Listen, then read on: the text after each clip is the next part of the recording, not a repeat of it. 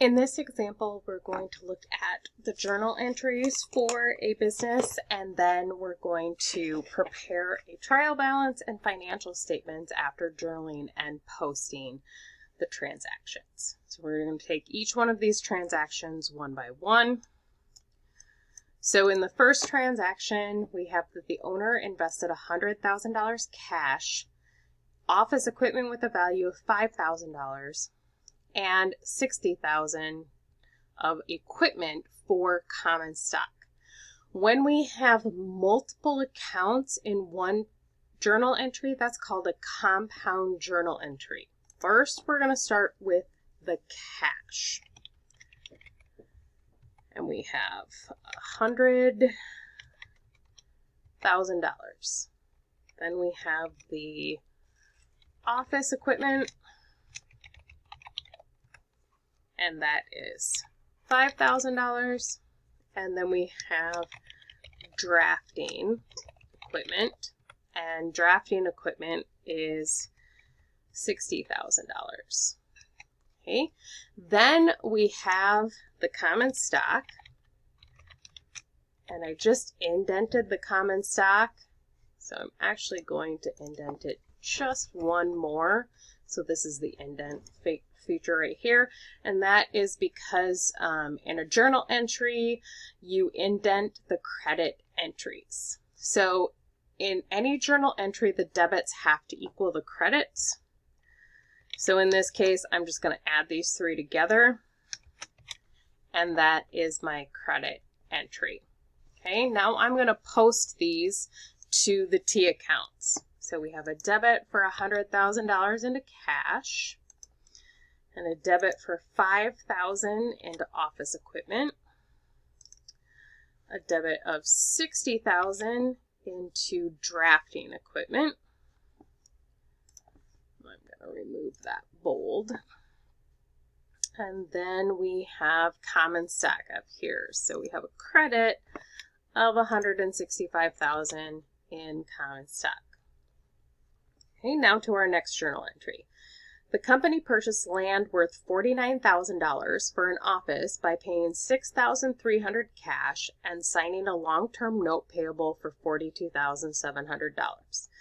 So we're going to start with the debit, which is that we now have land. $49,000 worth of land. Okay. Then we spent cash and we signed a note payable. And I'm going to indent those two because they're both credits. Because cash went out, we're reducing cash, and the note payable is a liability. Okay, so now we're going to post those. So we have land of $49,000. We have reduced cash $63,000, and we now have a note payable of $42,700. The next journal entry, the company purchased a building with $55,000 cash. So we have gained a building with a value of $55,000, and we paid cash of $55,000. I'm going to indent that. Okay, so now we have a building, $55,000. And we paid $55,000 in cash. Next entry. The company paid $3,000 for an 18-month insurance policy. Okay. This is prepaid insurance because we paid in advance. So it is an asset. We're going to use it for 18 months. And we paid cash of $3,000. I'm going to indent cash, and then we're going to post our entries.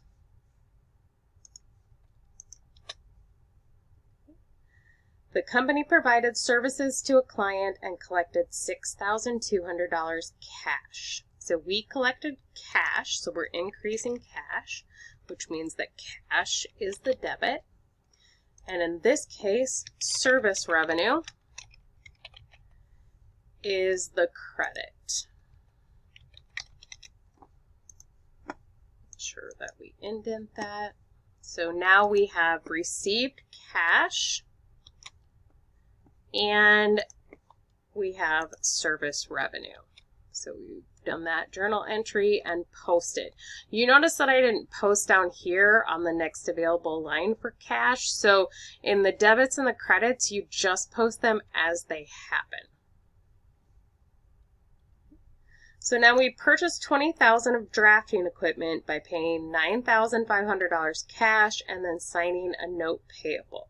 So we have drafting equipment is our new asset that we just purchased at a value of $20,000. And we paid cash and we signed a note payable, which is a liability. So I'm going to indent those because they are the credit accounts. Our cash amount was $9,500 and our note payable amount was $10,500. Now we are going to post those entries. I'm actually going to remove.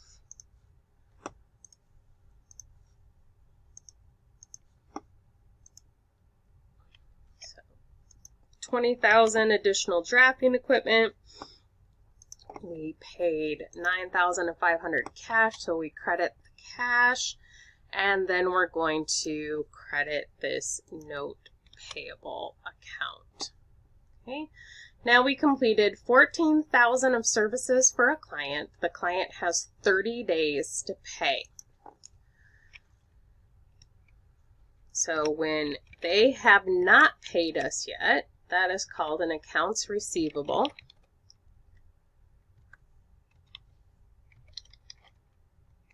And then this is service revenue.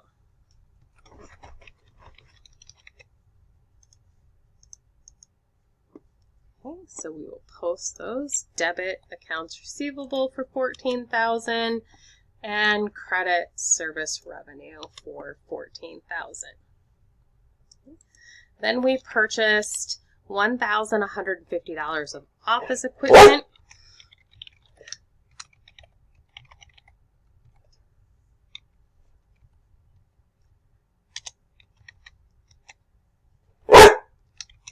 And we owe an accounts payable.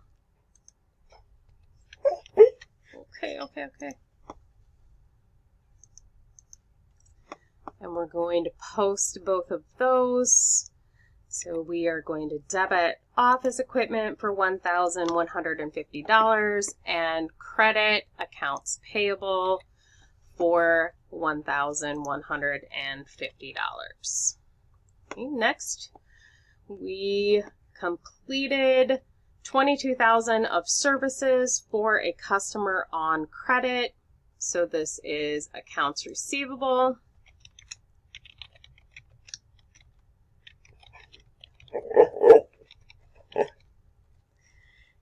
And service revenue.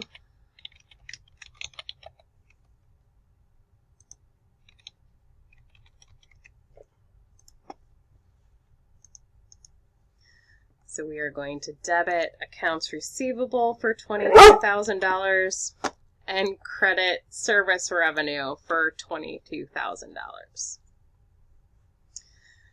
We have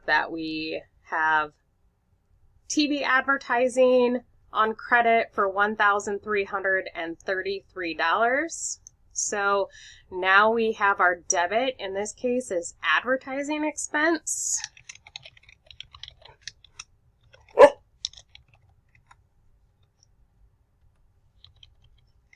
And our credit is accounts payable because it says that we purchased it on credit. So I'm going to indent that credit and then we'll post. So we have a debit to advertising expense for $1,333 and then a credit to accounts payable for $1,333. Okay. Now we have that we collected $7,000 from a client on their accounts receivable balance. If we collected accounts receivable, that means that we received cash. So we received cash of $7,000. And now we are reducing that accounts receivable.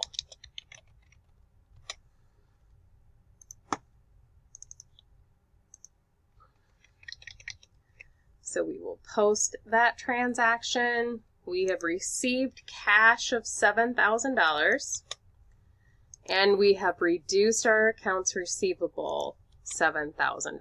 So we have a credit to accounts receivable and a debit to cash for $7,000. The next journal entry, we paid $1,150 on our accounts payable balance and we paid cash. So now we are reducing accounts payable, and we reduce accounts payable with a debit, and we are reducing cash. We reduce cash with a credit. Okay, now we will post that entry. So we are reducing accounts payable with a debit to accounts payable. And we are reducing cash with a credit to cash. Okay. We paid $925 cash for repairs. So we have a repair expense of $925, and we paid cash of $925. So we are going to debit repair expense and credit cash.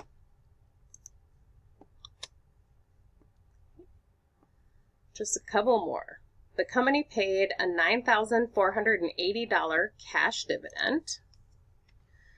So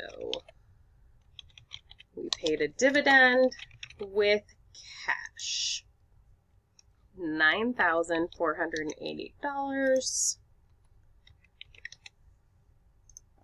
So that's a credit to cash to reduce it, and a debit to our dividends. Okay, so we're going to post those. So we have our dividends of $9,480, and then we're going to credit cash for $9,480. Last journal entry, we paid $2,500 for advertising. So this is another advertising expense, and then we paid cash, $2,500. We're going to indent that cash, and then we need to post that entry. So we have a $2,500 debit to advertising expense and a $2,500 credit to cash. I'm going to have to insert a couple of rows here. So our cash account has space.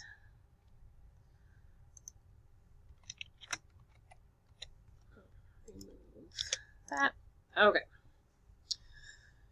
Once we have recorded and posted all of our transactions, and we assume now that it's the end of the month, we are going to balance our accounts.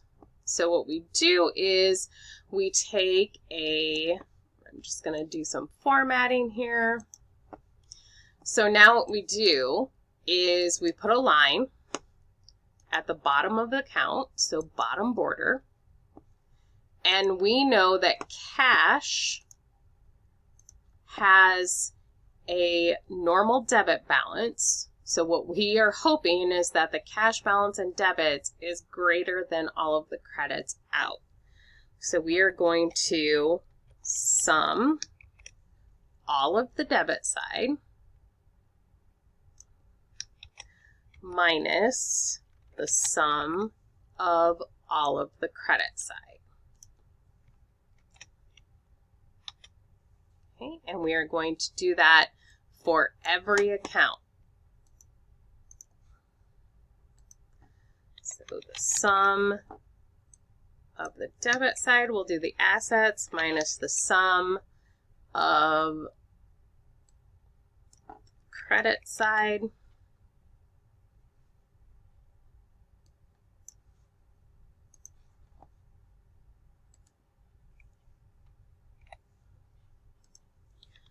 So we just have 3,000. When we don't have anything on the credit side, we can just balance it.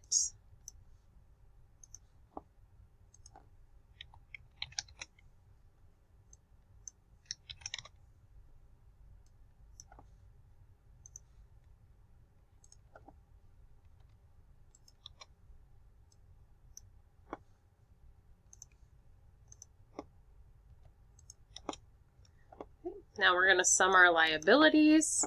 So liabilities have a normal credit balance, which means we're going to do our balance on the credit side.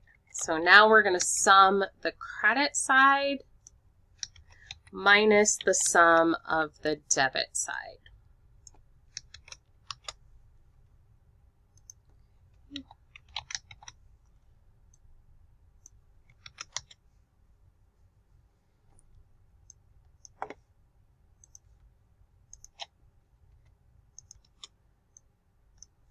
So we balance all of our accounts.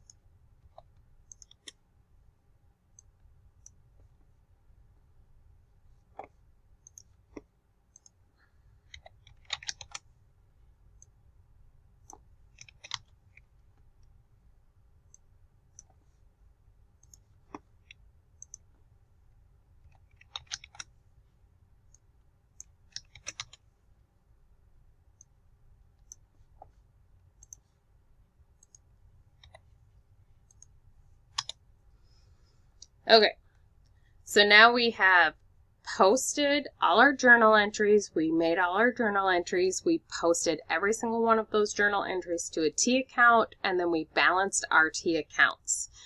In the next video, we are going to use this information to make financial statements.